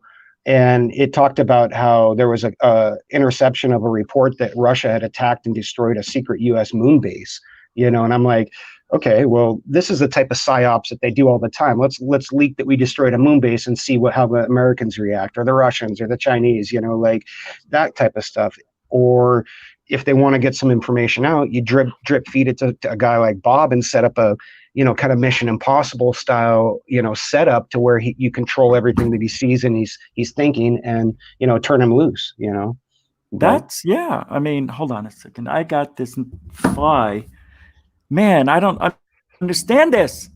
But Bob Lazar, there's a fly. It was jumping on the screen. It's in my face. You know how it goes over here sometimes with these things. Yeah. I don't know. All of a sudden. Yeah, I would like to go back to Rendlesham Forest, or before that, the kids who saw the UFO in the schoolyard. Those kids, at 62 kids or something, Venezuela, wherever that was. Yeah, that'd be a good one. That's a lot. Well, it's a true story. Witnesses, you know, like, It's I would like to be in that schoolyard because some of those people are still alive and were just interviewed recently and on some show, whatever. It's amazing what they saw. UFO, it's over here, then it disappears, and it comes back, and it's doing this kind of stuff. Like, whoa! And then guys get out, aliens, and walk up to them. Yeah, no, that's just nuts. That's awesome, man. I mean, that's exactly what we're talking about. That's disclosure right there, right? Landing in a schoolyard and approaching the kids and saying something, or communicating with them. That's what else can you ask for other than everyone to see it, But and when was that? In the 80s, the 60s? What'd you say? I think it was in the 70s. I can't remember right off top. Yeah, I think it was early 70s, or late 60s. It was unbelievable. Yeah. That's what throws me off about the whole ufology thing. It's like we hear these sightings that happened back then. The UFO attacks in Brazil, that was another legitimate one. And then the military came in and recorded the events. And these are real events that are happening with UFOs that are supposed filled with aliens. And how could we dismiss it? Well, I don't know how. Yeah, you dismiss it over time because we forget about it over time. Well, and then there's people like us who will ring the bell or flag a piece of footage and be like, hey guys, look at this, what's going on with this? And eventually, how the media cycles work, it gets flushed away by something else, if it's not constantly brought into the forefront, and there's so much out there right now distracting people. It's hard to get people to look at it, but little things like the Pentagon, whatever happened with them, acknowledging those videos and whatnot, little things like that will always help, but what's it going to take? I mean, is everyone going to have to see a damn UFO land on the White House and a guy come out and say we come in peace, just like in the Star Trek First Contact? Is that what it's going to take? Because we're a long way off of that. Why would they want to? Well, that's what I was saying earlier when we first started talking, is that we're kind of getting desensitized to everything anyway. So if something like that was to show up on the White House lawn on TV, we wouldn't believe it. It would be too good to be true. We would think it's CGI, right? I would. Right. Or like you said, if it was the White House, then the Kremlin and, everyone else would be saying, well, why didn't they come here? Why didn't they come to us? If it's not done as a representative of our whole, of our world as a whole, like the United Nations or something, then that's really what it's going to take. But people have leaked that footage, so-and-so was talking at the UN about a secret alien things where they barred the doors and things like that. So I don't know if people would even believe that now, because people have already rung the bell on that one, what's it going to take? A whole fleet of them moving in over every major city, yeah. I mean, is it going to take something drastic like that?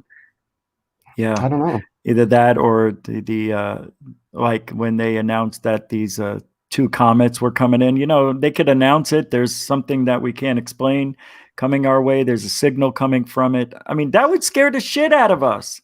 It does. Yeah. It would scare me, to be honest with you, in a horrible way. I'd be thinking about my family, oh my God, what's going to happen if they come here? Well, I like to think that if they were to show up here, they've got to be altruistic. They wouldn't show up here and be destructive. There'd be no reason to.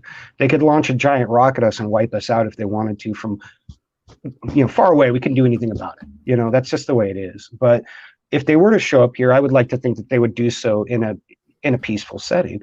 Otherwise, let's just face it, we can't stop them. We can't do anything about it. If you can navigate the stars, your technology is so far advanced, any sort of weapons you might have, they're going to put us to shame.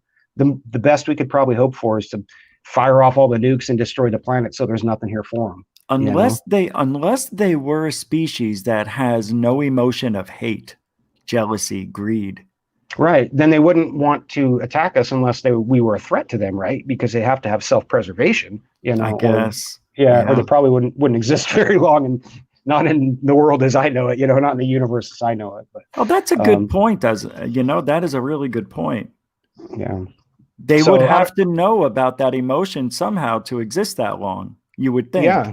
Yeah. But, I mean, you got to have go ahead. I'm sorry. Yeah, you got to have self-preservation, and you got to have the will to reproduce or to, carry on offspring or whatever, all that. Well, if you say self-preservation and they were on a planet where there was nobody attacking them, why would they need to have self-preservation? Yeah, well, there's got to be other life there, you know. I mean, I would think. I know. I'm Yeah, just trying yeah. to. I'm just hoping that they do come here and don't take over the way they did in Independence Day, or try to anyway.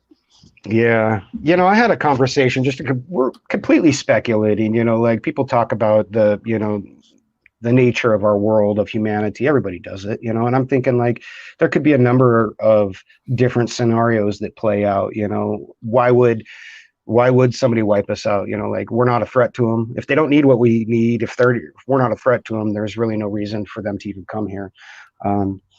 Unless it's in a spirit of altruism, unless they're saying, hey, we're noticing that you guys are now going to be traveling the stars as well, and we need to usher you into this age because there's more people out here that are already, you know, there's already laws out here. There's already rules out here.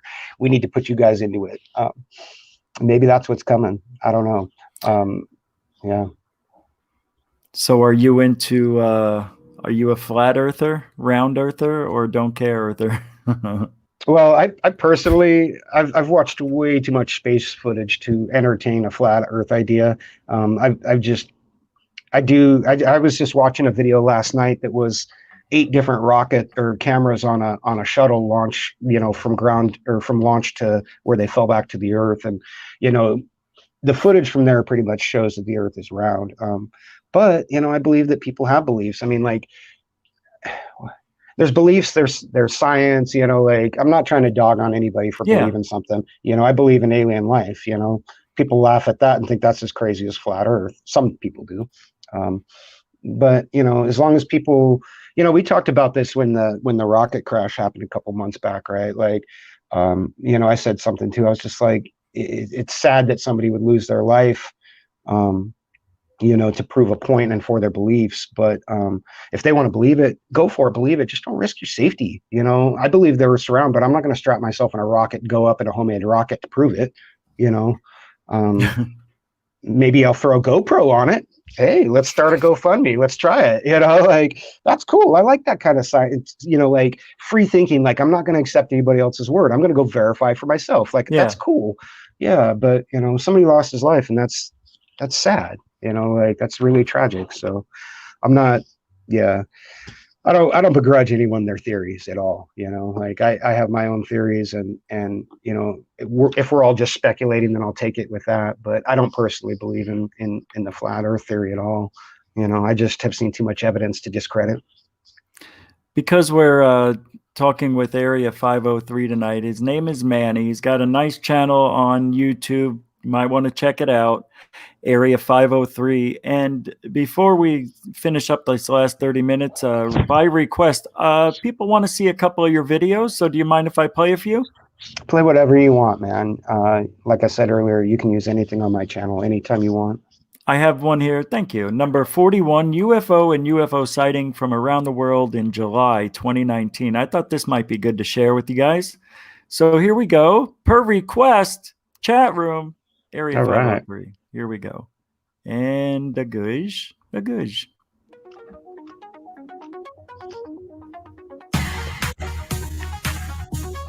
Best intro ever.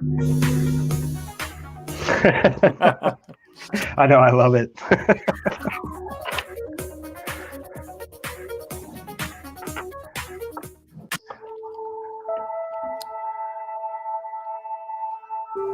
Hello out there, everybody. Manny here at Area 503. And I hope you all have been well since our last video. Yep. Today I just want to talk with you all about some recent UFO sightings from all around the world. Our first sighting takes place in the skies over Dayton, Ohio on June 18th. A YouTuber by the name of Terry Caldwell posted this video to the internet showing a UFO recorded during the daytime. Terry was nice enough to allow us to use their footage, so thank you, Terry. I really like this footage. What a bright and clear capture of a UFO during the day. And as it turns out, this UFO was actually witnessed by multiple people and recorded. Check out this other view of that thing.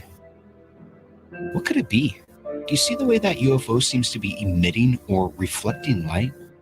It's extremely bizarre. Now, some people have speculated that this could be a balloon from the Google project called Loon. Project Loon is a Google project designed to bring high-speed internet to rural parts of the country. If this is a Google Loon balloon, we should be able to confirm it since these balloons are equipped with air transponders. Let's head on over to Flight Radar 24 to check it out. Here we are looking at the historical data for the date and time of the sighting. Look at this oddly moving object with the identifier HBAL0290. The slow and seemingly erratic movement pattern of this object does make it look like it is a balloon. A simple Google search of HBAL0290 shows it as being registered to a Google Loon balloon with a photo. Well, look at that. That might very well be the UFO. A local news channel, WHIO, ran this piece where they had zoomed photos of the sighting. Check this out. Look at this zoomed image of the UFO, side by side with the Google balloon. They look remarkably similar to me. I really do feel like this was a Google Project Loon balloon. But you can understand why people thought it might be a UFO. It definitely looked like one. And this is an amazing catch. Thanks again, Terry, for letting us use your footage and for recording and putting it online in the first place. Let's go ahead and move on to our next sighting, which takes place on June 23rd over Sydney, Australia. Check out this footage. Now the story begins like this. Last week I was on this long drive for this beautiful place called as Katoomba in Blue Mountains in Sydney. And I was simply recording with my mobile this amazing nature around me, not realizing what I was capturing on my mobile. That's amazing. I always get excited when people notice UFOs in this kind of found footage that they didn't realize were there while they were filming. In my opinion, these types of sightings are the most credible. Just check out that cluster of UFOs recorded on film. Have y'all ever seen anything like that? I don't think I have. My initial impression is that this is some kind of atmospheric light condition, but I find it odd how it seems fixed to the cloud. And I just don't know what that is. Maybe by adjusting the color on this image, we can reveal something. Man, the more I look at this thing, the more mysterious it is to me. I just can't make a determination about what this is, so I'm going to leave this one in my UFO files and we will move on. Which will take us over to Poland on June 22nd, where another UFO was spotted. This UFO is extremely far away and almost unnoticeable at first. However, when we zoom up on it, you get a real good look at this thing. At first, I thought this UFO resembled a Project Loon balloon like the previous clip. However, that system is not being tested overseas to the best of my knowledge, so I don't think it's one of those. Although, maybe there is a similar project being tested over there.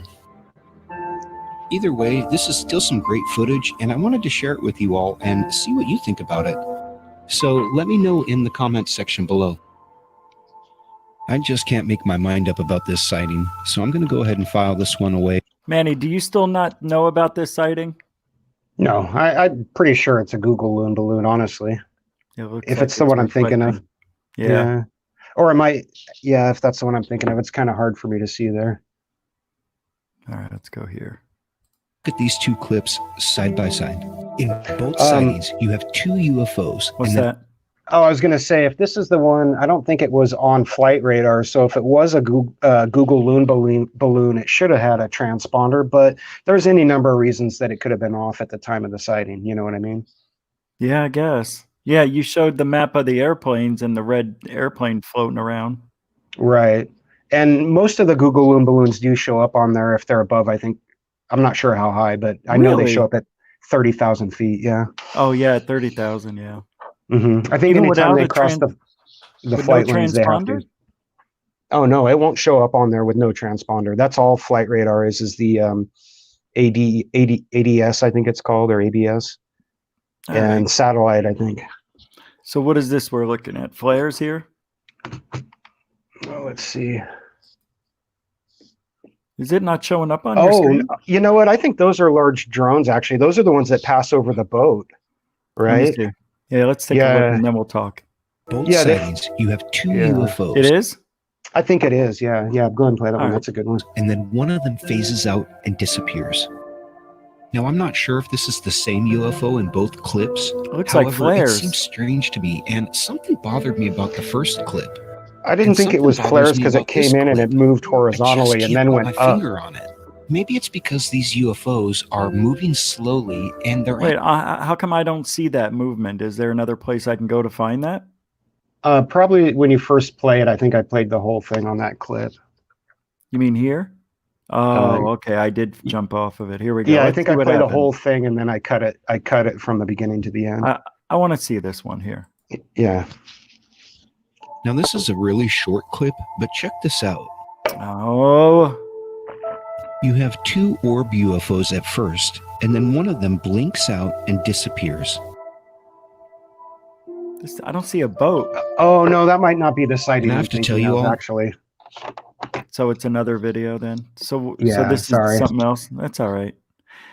All right, get let's my go. specs out so I can see it on that little screen there. Oh, I'm turning it off.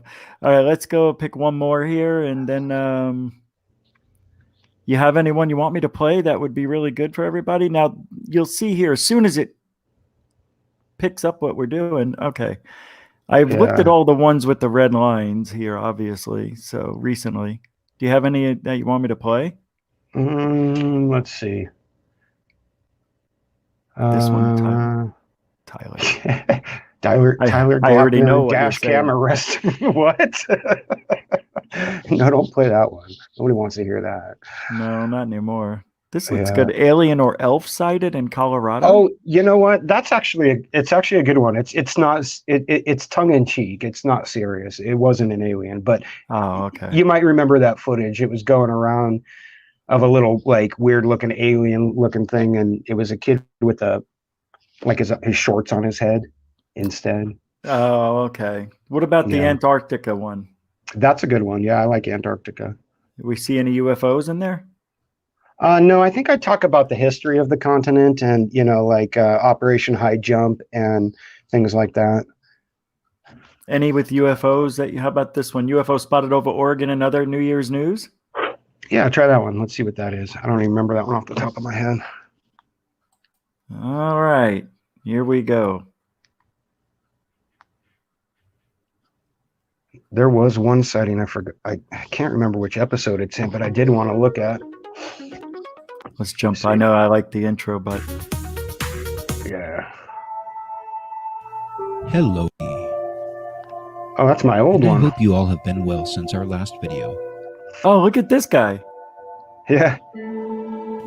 2018 sure was an exciting year. Yeah. Oh, yeah. On December 28th, the New York skyline was lit up by this blue light. I thought that was last year. It would later be announced that it was a transformer. No, it was 2019 explosion. last year. Was it? What do you all think? It was 2019, right? Well, this said 2018. And judging by the way things are going, 2019 is going to be just as exciting. Yeah, was it the beginning? No, December 2018. The new year was going to bring in quite the sight in Dundee, Oregon. On January 1st, these two lights were spotted above the city. A local witness would state there was no moon and that these lights were brighter and larger than any star in the sky or passing airplane. The witness actually saw two different sets of lights about 5 minutes apart that followed the same pattern. And a lot of people have speculated that these would be aircraft. However, the final statement I think debunks that when it says that there is no pattern to the pulsing of the red lights. And you would expect aircraft lights to have a rhythmic pattern. Now, I really didn't think much about this Dundee sighting just because there was a lack of any video evidence. But I did want to mention it because just about 2 weeks later, not far from there, another strange occurrence would happen. January 13th, 2019. Just outside of Kaiser, Oregon, a man spots red, green, and blue lights in a Y formation that change shape in the night sky. The witness took a photograph and video, however, he said that they did not show what he saw. Here is the photo that the witness supplied, and when you really zoom up on this thing, it really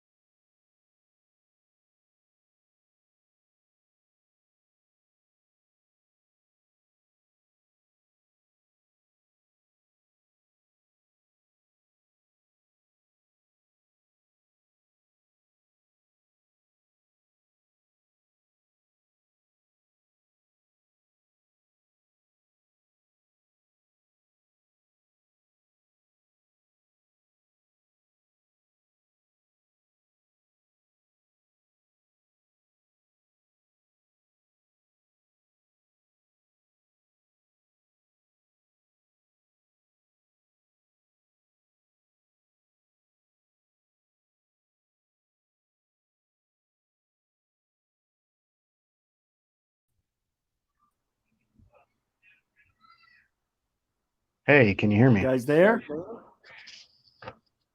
I'm here. I can hear you. You there? Can you hear me okay or no? Everything just froze. It's my computer. This happens to me even when I'm not doing a show. So unfortunately, we're gonna have problems if I keep playing videos. So okay. Well, I appreciate you. I mean, we might as well end it because we're gonna have more problems. So I want to say thank you for coming on. This was unbelievable. Thank you for sharing everything, and tell everybody where we can find your channel. Well, I'm on YouTube at Area 503. The logo is the state of Oregon. I'm sure we can get a link to it. And yeah, that's where I'm at. You know, I'm on Twitter, but mainly to communicate with people. I don't really use it for the channel that much, but just mainly to private message people and stuff like that. So yeah, look for me on YouTube. Yeah, this is where you can find them right here, Area 503. Yeah. That's just tonight's thing there. But I do want to thank you, man. It was a real pleasure having you on. And of course, we'll be seeing more of you. Manny? Yeah, I'm not going anywhere. I'm in the chat if I'm not on the show. I know, right? How often do you put videos out, by the way? I'm trying to at least once a week. Sometimes it's going to be more, but at minimum, it will be once a week that I'm putting videos out. And, you know, like I said, once I get a faster computer, that'll be a lot. It'll be more because a lot of my time is spent just waiting for things to render, waiting for animations to crunch, you know? Yeah, there's a lot of time where I'm just sitting here twiddling my thumbs and I'm like, man, I should be working on something else, but I'm not really set up for it. So yeah, we'll get there. Well, thanks again. And everybody can look for the link in the description when the show ends. I'll put it in there. And thanks again, Manny. Area 503, everybody. Have a good one. Appreciate it. Peace out, guys. Take care, everybody. And we're out of here. There is no music. Oh, why don't I just, well, do you know what I'll do? Here's what I'll do. All right, everybody. Don't forget that I'm not a psychic, all right? We learned earlier that Manny's not a psychic, or else we would have predicted the coronavirus about a year or so before it was officially announced, January 27th. If you want to become a member to Goof On, go to patreon.com. You can become a patron. Patron? Is it a Patreon? No, it's a patron. Go to patreon.com/Goof On Radio. And also, you want to join the network, Goof On Network, go to goofon.net, get your own page. It's all free under the umbrella of Goof On Radio Stream, the Goof On Network. Hey, if you want to donate without joining anything, nothing at all, go to goofon.org. Hey, guys! All over the floor, you donate. And that's a PayPal service. Thank you very much, everybody. Manny, Area 503. Thank you, monitors. Janitors, what are they called? Moderators? And Renee Cruz for sneaking around back here without sneaking. Appreciate that. And third phase, everybody else, all the people who donated, Tommy and Pat, and who else? You know who you are.